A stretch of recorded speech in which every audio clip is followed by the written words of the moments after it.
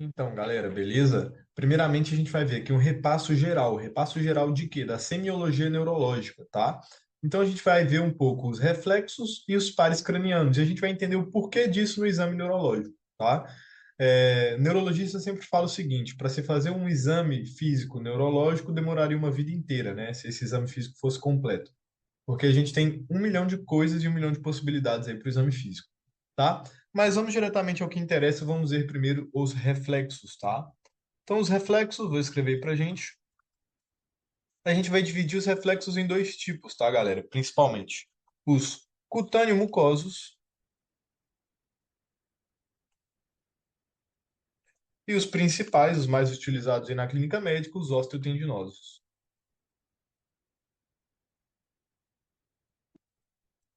Beleza.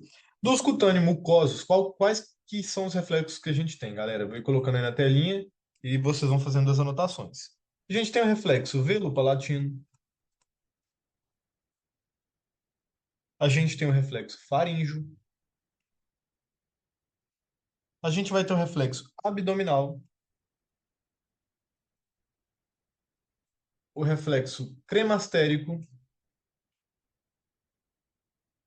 e o reflexo bastante conhecido aí, que é o reflexo plantar, né? A patologia desse reflexo plantar equivale, por exemplo, ao Babinski positivo, tá? Beleza. E os osteotendinosos a gente tem um montão, tá? A gente tem 10 reflexos osteotendinosos, vou enumerando aí para vocês, e depois a gente vai falar de todos esses reflexos, obviamente, né, galera? A gente vai estar trabalhando aí a importância desses reflexos, tá? Então a gente tem nasopalpebral,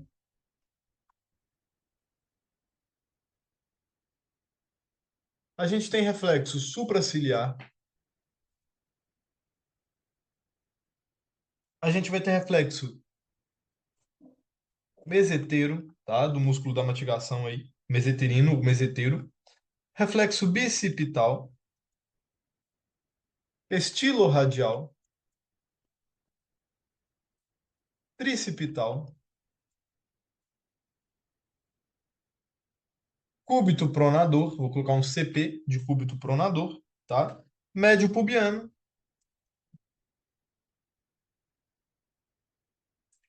o rotuliano e o reflexo aquiliano, tá? Então a gente tem 10 reflexos do tipo osteotendinoso aí, né? O que chama pra gente bastante atenção. Henrico, quais desses reflexos são mais importantes e por quê? Tá, dos cutâneos mucosos ali, ó, eu vou destacar pra gente o reflexo plantar. E dos reflexos osteotendinosos, eu gostaria de destacar principalmente os dois últimos ali, ó, que é o rotuliano e o aquiliano, beleza? Que são os que mais são fáceis assim da gente achar no exame físico do nosso paciente. Tá? São os três, reflexo plantar, reflexo rotuliano e reflexo aquiliano. Beleza? Galera, por que que isso é importante? Tá? Por que que esses reflexos são importantes? Porque a presença, por exemplo, de um desses reflexos, seja ele normal ou patológico, me pode derivar para algum tipo de patologia. Vou dar um exemplo para vocês. Eu vou lá com um martelinho e vou percutir o tendão rotuliano do meu paciente e ele tem ausência de reflexo rotuliano, tá? Se ele tem ausência de reflexo rotuliano, como a paralisia, que começou em membro inferior e foi progredindo para membro superior, tá? Isso provavelmente pode significar um Guillain-Barré, por exemplo. É muito comum que o Guillain-Barré, o Guillain-Barré, né, a gente tenha uma das apresentações seja a ausência de reflexo rotuliano ou hiporreflexia rotuliana, beleza? Henrico, a ausência de reflexo rotuliano também pode significar outra coisa? Pode, sim, né? Como, por exemplo, um AVC, tá? Geralmente, seja isquêmico, AVCI ou um AVCH, hemorrágico, de cerebelo, por exemplo, tá? Na região cerebelosa, ou algum síndrome cerebeloso, pode me dar ausência de reflexo rotuliano, por exemplo. Beleza? O reflexo aquiliano, ele tá tanto quanto para o rotuliano, beleza?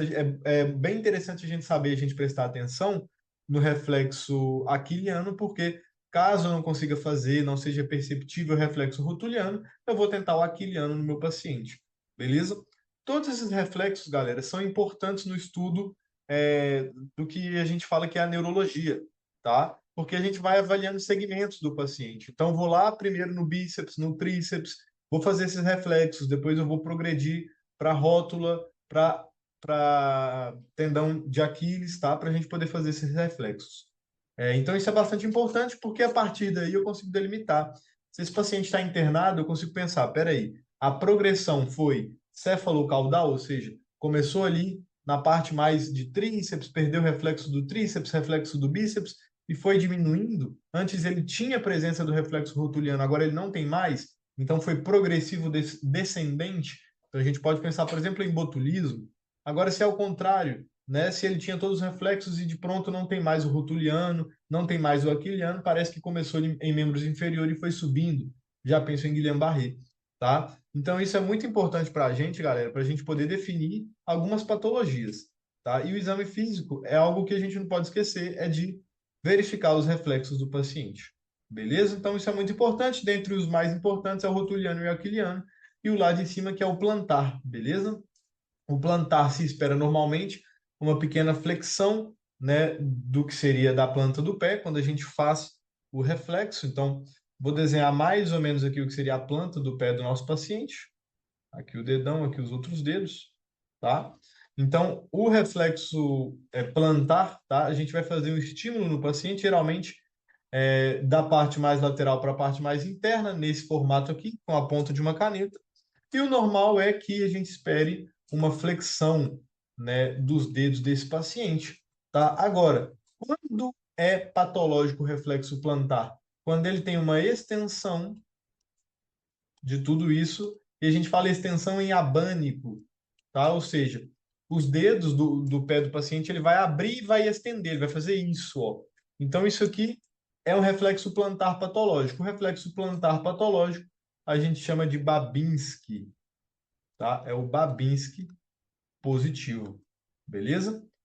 Babinski positivo, a gente pode pensar, por exemplo, em um paciente que sofreu um AVC, tá? Ou um síndrome de motoneurona superior, que a gente ainda vai ver todas essas patologias, beleza? Então, lembrar disso, lembrar, revisar sempre, galera, é muito importante. Não é nosso objetivo aqui, nosso objetivo realmente é ver algo mais vinculado à interna, mas a gente precisa dessa primeira aula de repasso, beleza? Lembrando que dos Babinskis a gente tem os sucedâneos de Babinski, a gente também vai ter uma aula para ver isso quando a gente estiver abordando motoneurona superior, tá? Então, a gente tem alguns sucedâneos, ou seja, alguns outros reflexos sem ser o reflexo plantar. Por exemplo, pressionar a panturrilha e o paciente ter essa hiperextensão com essa abdução dos dedos é um sucedâneo de Babinski, ou seja, eu não fiz o reflexo plantar, mas eu só apertei a panturrilha do paciente e ele teve um Babinski também. Então, isso se chama sucedâneos de Babinski. Tá? A gente vai ver que tem vários e com nomes próprios, tá? De Gottrum, por exemplo. A gente vai verificar isso quando a gente estiver vendo síndrome de motoneurona superior, beleza? Então, aqui de reflexos é basicamente isso. Vamos diretamente ao que interessa, que são os pares cranianos. Beleza? Vou só apagar aqui para a gente poder avaliar agora os pares cranianos.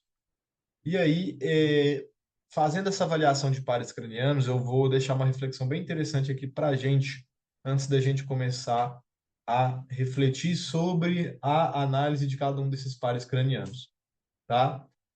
Galera, a gente não vai voltar, obviamente, lá em Anato, né? Não é nossa intenção aqui, mas a intenção é mostrar um pouco da importância do porquê avaliar um par craniano, porque muita gente não tem ideia, tá? Da importância disso. Então vamos pegar aqui, aleatoriamente, vamos pegar o terceiro par cranial, tá? Terceiro par cranial se chama oculomotor, beleza? Daqui a pouco a gente vai ver como que a gente vai avaliar esse par, mas por enquanto o que interessa é o seguinte, galera. O oculomotor, ele tem uma origem real, tá? Lá no meu mesencéfalo. Então eu quero que a gente comece a perceber isso daqui da seguinte forma. Se o oculomotor apresenta uma lesão, se o oculomotor apresenta alguma patologia a nível dos seus reflexos ou a nível do seu exame físico mesmo, é algo que me preocupa, tá? Por que que é algo que me preocupa? Porque eu não estou tão preocupado com o nervo oculomotor. Eu estou preocupado com a origem desse nervo, com a origem real desse nervo. Porque a origem real desse nervo é no mesencéfalo. O que significa que, se o paciente tem uma lesão de oculomotor, em um contexto de uma hemiparesia, tá? Bracocrural, né? Ou seja, de braço e perna, em um contexto de um AVC, pode ser que esse AVC, seja ele isquêmico ou hemorrágico, tenha afetado o mesencéfalo. Por que que tem afetado o mesencéfalo? Porque está afetando o nervo oculomotor. Não tem como eu afetar o nervo oculomotor. Não tem como eu afetar os pares cranianos sem afetar tronco encefálico. Coloquem isso na cabeça de vocês. E isso é tão interessante de pensar que um paciente que sofre um AVC das artérias cerebrais, anterior, médio e posterior, dificilmente vai ter lesões, vai ter interpretações de pares cranianos lesionados.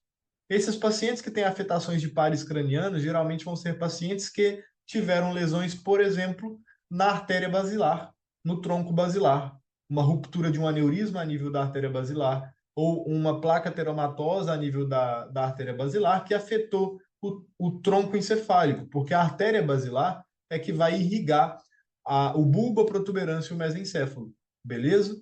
Outra coisa legal que eu quero mostrar para vocês, vamos pegar um outro nervo aqui que é o quinto par cranial, é o trigêmino. É o trigêmino, beleza? Esse nervo aqui, ele é tão interessante porque ele tem origem real no mesencéfalo, ele tem origem real na protuberância e ele tem origem real também no bulbo. Ele tem três origens reais ali, ou seja, cada uma em uma parte do tronco encefálico. Então, galera, olha que legal. Se o paciente não tem nenhum reflexo trigeminal, nenhum reflexo, lesão de nervo completo bilateral do trigêmino, a gente pode considerar uma lesão completa de tronco encefálico. A gente vai ver mais para frente que isso aqui pode ser critério, inclusive, de morte encefálica. Eu realizo os reflexos trigeminais no paciente, tá? Ele não tem mastigação, ele não tem sensibilidade da cara, beleza? O paciente, então, tem uma suposta lesão de mesencéfalo, protuberância e bulbo, lesão de tronco encefálico. Dificilmente ele vai responder a alguma conduta terapêutica, tá? É um dos critérios para a gente falar esse paciente está com morte encefálica, beleza? Então, olha a importância de a gente realmente avaliar os pares craniais e sair daquele contexto de, isso aqui eu não preciso saber. A verdade é que sim, a gente precisa saber, tá? Porque isso ajuda a gente clinicamente. Se você não tem uma tomografia, sem a tomografia a gente consegue várias vezes interpretar qual suposta artéria foi comprometida, por exemplo, em um AVC, beleza? Então vamos ao que interessa aqui.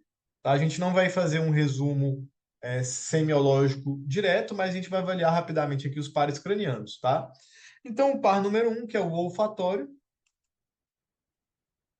tá? O que que a gente pode avaliar no par olfatório, galera? Principalmente avaliar a fossa nasal, né? A gente pode avaliar a fossa nasal direita, depois a fossa nasal esquerda, por separado, e depois a gente vai ter várias afetações. Óbvio que eu posso dar para o paciente tirar uma, uma gasa molhada com álcool, tá? Para ver se ele está sentindo aquela, se ele está tendo aquela percepção daquele odor, tá? Isso aconteceu bastante no paciente com COVID, né? Ele tinha alterado os odores normais, os odores habituais, tá? Claro que a gente não vai ter que estudar toda a semiologia, não, mas lembrando vocês algumas nomenclaturas, tá? Por exemplo, anósmia, que é a completa falta de percepção do cheiro, tá? A anosmia, ela pode ser unilateral, ou seja, só de uma fossa nasal, ou bilateral, que são das duas fossas nasais, tá? A gente tem a hipósmia, que é, por exemplo, a diminuição, tá? O anósmia é a ausência, a hipósmia é a diminuição da percepção. A gente tem alucinação olfatória, que é aquele contexto de o paciente realmente, por exemplo, está cheirando álcool e está sentindo o sabor, ou está sentindo o cheiro, por exemplo, de outra coisa. Beleza? A gente tem cocósmia, né? Cocósmia, muito presente, por exemplo, em paciente com sinusite e com depressão. Beleza? Ele tem uma má percepção mesmo, ele sente um mau cheiro, tá? Principalmente quando está com sinusite, porque está tudo inflamado, principalmente, tá? E a gente tem, obviamente, a hiperósmia. Hiperósmia. A hiperósmia ela é bem comum, por exemplo, no contexto de migrânia, tá? Muito conhecida também como enxaqueca. beleza? Hipersensibilidade das fossas nasais, tá? Então, nervo olfatório, a gente fala muito disso. O nervo olfatório reflete diretamente o lóbulo frontal, né, o bulbo olfatório. Então, se eu estou falando de nervo olfatório, eu tenho que prestar atenção que eu posso estar pensando também em alguma patologia relacionada ao lóbulo frontal, tá?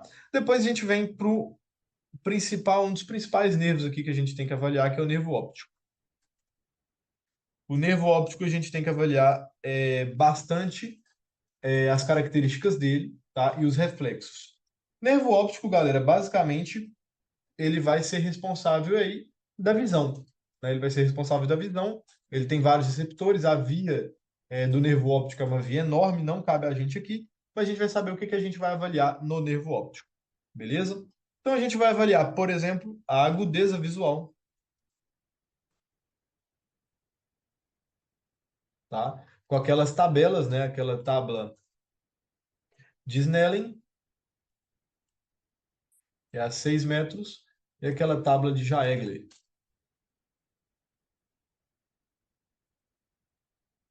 que é a 30 centímetros. A agudeza visual, galera, é simplesmente um exame oftalmológico, para a gente saber se o paciente tem, por exemplo, miopia, tá? Se ele tem astigmatismo, tá? Se ele tem ambliopia, se ele tem catarata, tá? É um exame oftalmológico, agudeza visual, beleza? Além da agudeza visual, a gente tem que valorizar a visão em color desse paciente, tá? Isso se faz com aquelas tábuas de Ishihara. Lembrando que eu só estou colocando aqui, só vou colocar os pares caminhares mais importantes, e geralmente os que são tomados em prova, beleza? Então a gente tem aí as tábuas de Ishihara, analisando a visão em color. Depois a gente pode analisar, por exemplo, o campo visual, tá? Campo visual, geralmente, galera, a gente avalia de forma confrontativa, tá? Ou seja, eu estou na frente do paciente, eu levanto o meu dedo assim e faço um H, desenho um H e peço o paciente para seguir o meu dedo, ó. Beleza? Faço desenhando um H e vou visualizar o campo visual do meu paciente. Beleza? Se ele tem, por exemplo, uma hemianópsia, uma quadrantópsia, beleza? Muito comum também em um acidente isquêmico transitório. Então, por isso que eu também tenho que avaliar sim ou sim campo visual, tá? Depois o exame de fundo de olho, tá? O fundo de olho, galera, é realizado com oftalmoscópio, né? Me serve para diagnosticar, por exemplo, uma possível hipertensão, uma possível retinopatia diabética, uma possível hipertensão intracraniana, um paciente que tem hidrocefalia, ele vai ter papiledema com o fundo de olho, então eu pego lá o oftalmoscópio e avalio o olho do meu paciente. Óbvio que isso é muito mais comum de ser realizado pelo oftalmologista, é melhor que seja efetivado por ele, mas o clínico médico também está apto a fazê-lo, tá? Então, fundo de olho. E por último, e o que particularmente eu acho que é o mais importante aqui, a pupila, né? A pupila do nosso paciente, tá? Na pupila, galera, a gente pode avaliar tanto os reflexos quanto os nistagmos. Então, vou separar em duas coisas aí: nistagmos e os reflexos. O nistagmo ele pode ser de duas formas. Ele pode ser vertical, ele pode ser horizontal. Beleza? Ou seja, galera, o que que é o nistagmo, né? Quando eu peço o paciente para acompanhar o meu dedo de um lado até o outro, tá? Ele tem respostas rápidas oculares, né? Ele tem aquele movimento rápido pupilar, basicamente, e acaba que o globo ocular acaba acompanhando. Beleza? Isso é o nistagmo, né? E tem que ser incentivado, obviamente, pelo médico, pelo examinador, tá? Só que esse nistagmo pode ser em duas orientações distintas. Pode ser de forma horizontal e pode ser de forma vertical, que é para cima e para baixo, beleza? E isso é muito importante. Por quê? Porque quando a gente fala, por exemplo, tá, em uma lesão que é unidirecional e ela é horizontal, tá? Geralmente a gente está falando em uma lesão mais típica de um AVC, tá? Por exemplo, o que é muito comum, tá? Então a gente tem em uma única direção, tá? De forma horizontal, a gente pode estar falando de um AVC, de um suposto AVC. Agora, se é de forma vertical, é interessante porque a forma vertical, que é subindo e descendo, ela me fala muito de algo mais cerebeloso, beleza? Que geralmente é bidirecional, ou seja, vai para cima e para baixo, e é vertical, tá? É, Por que que eu estou falando isso? Tá? Porque é muito importante a gente diferenciar um paciente que chega lá com uma paralisia braquiocrural, né, de braço e perna, de um só lado do corpo, mas ele tem um nistagmo no exame físico. Eu tenho que avaliar se esse nistagmo é vertical ou horizontal. Por quê? Se é vertical, galera, eu tenho que me preocupar, porque vertical significa que o cerebelo desse paciente está afetado.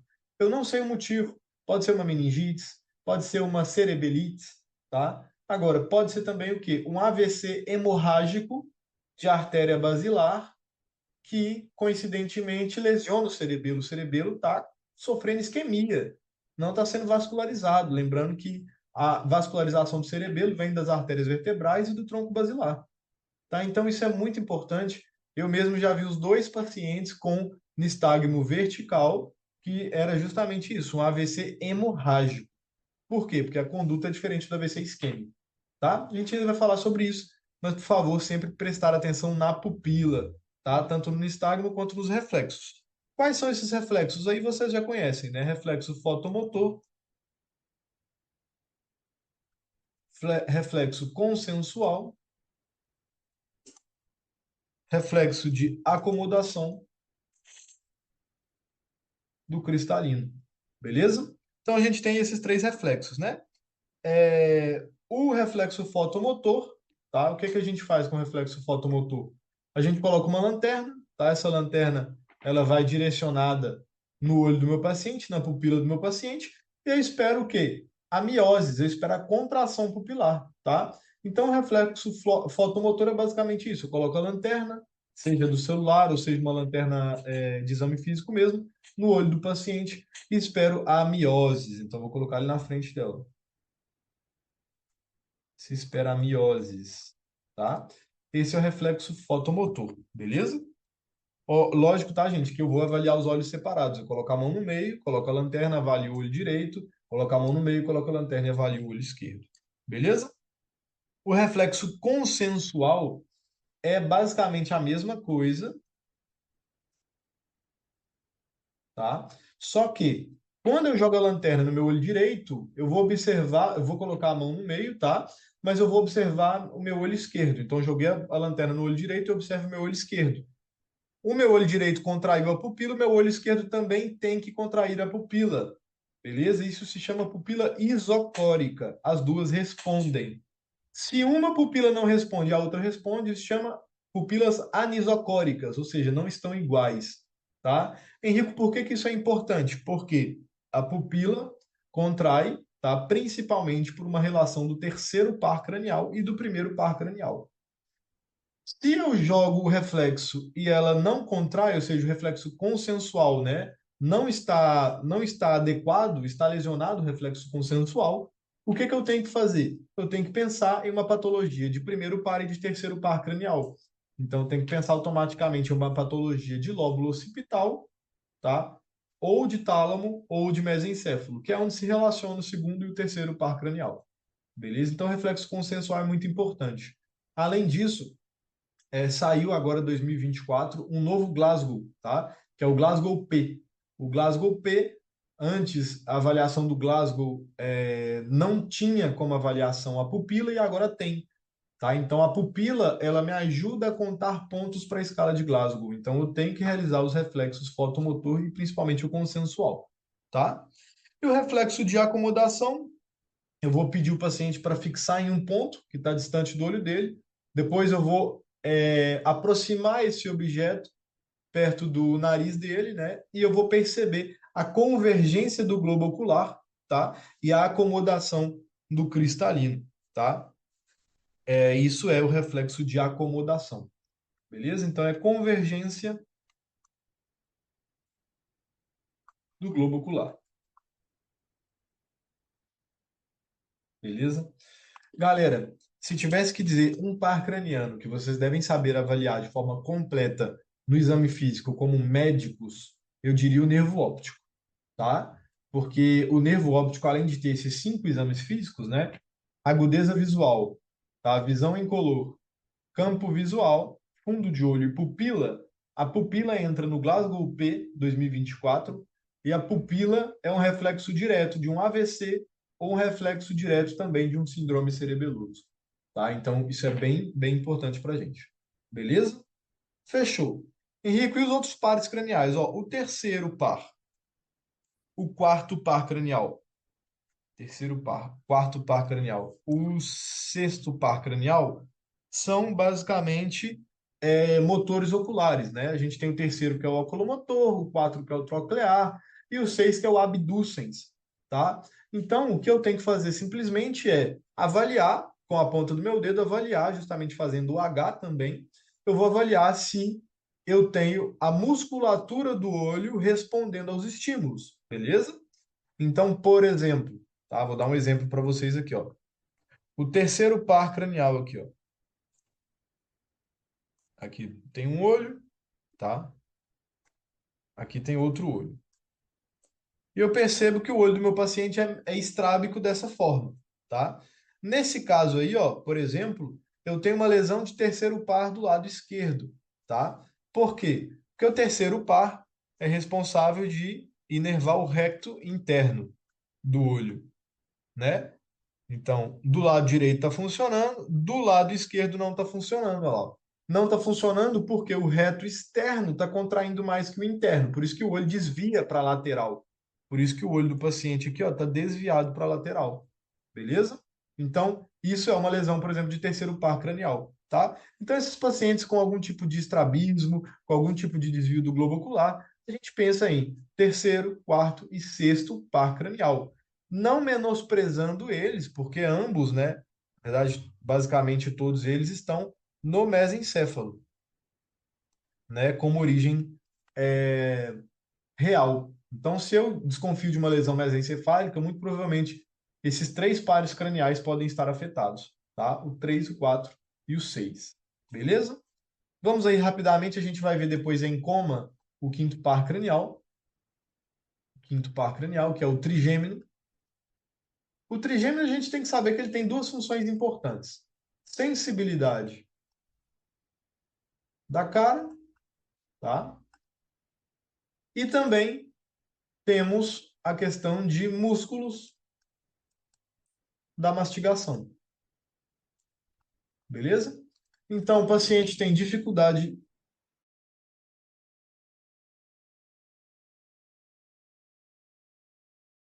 Beleza, galera. Continuando aí com o nervo trigêmeo, tá? Vou mostrar aí minha telinha para vocês. Vou pegar um marcador vermelho aqui. Beleza. Continuando com o trigêmeo, tá? O trigêmeo, o que que a gente tem que saber dele no exame físico? A gente tem que saber que ele tem a função de sensibilidade da cara, então, justamente eu posso testar a sensibilidade do rosto do meu paciente, tá? Tanto na parte, lembrando que ele se divide, né, em um ramo oftálmico, que é a parte mais frontal da testa, um ramo maxilar, que é da maxila, e um ramo mandibular, beleza? E também ele, junto com esse ramo mandibular, dá função de mastigação, ele inerva os músculos da mastigação. Então, o trigêmeo eu vou testar ele com a sensibilidade da cara e da mastigação. Lembrando que lesões, né, completas, ou seja, que envolve tanto a testa, perda da sensibilidade da testa, da região maxilar, da região mandibular, basicamente me fala de tronco cerebral, tá? Todo o tronco cerebral foi afetado, beleza? Por quê? Porque ele tem suas origens no mesencéfalo, na protuberância e no bulbo, beleza? Fechou. O sexto par também entrou lá como um par que dá razão aos músculos oculares, e agora a gente vê o nervo facial, que é o sétimo par cranial. Beleza? O nervo facial, o que a gente tem que prestar atenção nele são as paralisias, né? As parálises. As parálises faciais, que podem ser do tipo central ou do tipo periférico. O do tipo periférico, galera, ela é homolateral, ou seja, o nervo facial direito afeta a face do lado direito. E ela é em toda a M-cara, ou seja, toda a metade da minha cara estará afetada, tá? Então, quando eu digo M-cara, literalmente, toda a metade da minha cara vai estar afetada aqui, ó, na parálise facial periférica. E tem um sinal presente que é o signo de Bell, tá? O que que é o signo de Bell? Você pede o paciente para fechar o olho, quando ele fecha o olho, você consegue ver a esclerótica, tá? Você consegue ver uma partezinha branca no olho dele, quando você pede ele para fechar o olho, que é a esclerótica, beleza? Então, isso acontece bastante na paralisia facial, também chamada parálise de Bell, beleza? Desencadeada aí talvez pelo vírus herpes zoster, tá? Ou também por uma questão de estresse, tá? Pode causar essa paralisia periférica facial, muito, muito, muito comum no atendimento neurológico, tá? Agora, a parálise central, que também é comum, tá? Ela vai ser somente, olha, primeiro que ela é contralateral, então o núcleo esquerdo afeta o rosto do lado direito, tá? Por isso que ela é contralateral. E ela é em hemicara inferior, ou seja, ela é da metade do nariz até a parte do ouvido para baixo, em uma metade de uma hemicara, beleza? Então, ó, a gente tem simplesmente um quadrante, um segmento aqui, ó, de lesão, um segmento de paralisia facial, que é isso daqui que eu estou fazendo na webcam. Somente esse quadrante, do lápis para baixo, do meu dedo para dentro aqui, é uma paralisia central, que afeta lábio, um pouquinho aqui da parte nasal, tá? Do surco nasal. Então isso é bem interessante, tá? Que é somente essa hemicara inferior, sempre inferior, nunca vai afetar a hemicara superior só, tá? É só a hemicara inferior. Beleza? Então, se a hemicara inferior direita foi afetada, a lesão é do lado esquerdo. Se a hemicara inferior esquerda foi afetada, a lesão é do lado direito, porque é contralateral. E os lábios se desvia para a parte mais sana, né? Para a parte que não está enferma. Então, eu tenho os lábios desviados, por exemplo, se a paralisia é do meu lado direito, o lábio desvia, ó, para o lado são, para o lado preservado. Beleza? Típico, típico, típico. Lesão central. Por que se deve essa paralisia facial central? Principalmente por AVC. E a periférica? Paralisia facial, paralisia chamada paralisia de Bell, causada por herpes vírus, muito comum, tá? Perfeito. Deixamos o facial, vamos para o oitavo par cranial, vestíbulo coclear, tá? Vestíbulo coclear é legal porque a gente consegue analisar tanto a parte auditiva quanto a parte vestibular vinculada ao cerebelo, beleza? Na parte vestibular, a gente sempre vai pedir o paciente, por exemplo, para levantar de uma cadeira, tá? Para a gente avaliar a coordenação dele de acordo com o seu cerebelo, de acordo com a sua posição de equilíbrio ou não, tá? Mas típico, típico, a gente vai fazer três provas aqui, que é o Webner, Rinne e Schwalbach, beleza? A prova de Webner aí, ó, ela é feita colocando o diapasão no osso do meu paciente, vou perceber a vibração. Então, vou colocar o diapasão, tá? Vou perceber a vibração em ambos os ouvidos, tá? A de Rini é com esse diapasão vibrando, eu coloco ele aqui a uma distância de 4 centímetros da apófise mastoide e tem que perceber a vibração, as ondas sonoras chegando no meu ouvido, no ouvido do paciente. E só o herbate é justamente o tempo que demora para esse paciente perceber esse estímulo sonoro com o diapasão aqui atrás, tá? Que geralmente o tempo comum aqui é de 18 segundos. E isso nos dá as devidas afetações, que seria, por exemplo, a hipoacúsia de condução ou a hipoacúsia de percepção. A hipoacúsia de condução, a gente tem o Webner lateralizado para o ouvido afetado, o Rini vai ser negativo, ele não percebe a vibração no ouvido afetado, e o Schwalbach, o tempo para chegar ao estímulo é obviamente prolongado, porque ele não percebe do ouvido que está afetado. E a hipoacusia de percepção vai ser com o Webner normal, um Rini positivo e o Schwalbach acortado, ele percebe muito rápido o estímulo, tá? Não é tão perguntado nas provas, tá? Rini, Webner, Schwalbach não é, mas é uma realização adequada no exame físico, tá? Além disso, vou principalmente fazer uma das outras provas que a gente tem, tá? Que é a prova de Webner, que eu vou pedir o paciente para colocar os dois braços esticados, tá? Vou pedir o paciente para fechar ambas pernas e vou pedir ele para fechar os olhos e vou ver se ele lateraliza para a direita ou para a esquerda, o que me diz de uma possível afetação vestibular, tá? Então, peço ao paciente para ficar em pé, os dois braços juntos, assim, ó, tá? As duas pernas juntas, fecha o olho, se lateralizar para um dos lados, tem alguma patologia vestibular. A gente pode suspeitar de um AVC cerebeloso, de um síndrome cerebeloso? Pode. Beleza? Esses são os principais, tá? Quais pares craniais faltou para a gente aí? O 9, o 10, o 11 e o 12. São pares craniais muito fáceis da gente avaliar, tá? Vamos lá. O 9 e o 10, vamos colocar os dois juntos aqui. Deixa eu adicionar uma página que fica mais fácil. Beleza, ó. O 9 é o glosofaríngeo, o 10 é o nervo vago, tá? Glosofaríngeo e vago, a gente pode fazer até o teste do vaso, né, do copo de água, tá? Eu vou pedir o paciente para tomar água e vou ver, geralmente, se ele tem um reflexo, se ele engasga, se ele não consegue tragar o copo de água, eu vou pensar em uma lesão de 9 ou de 10.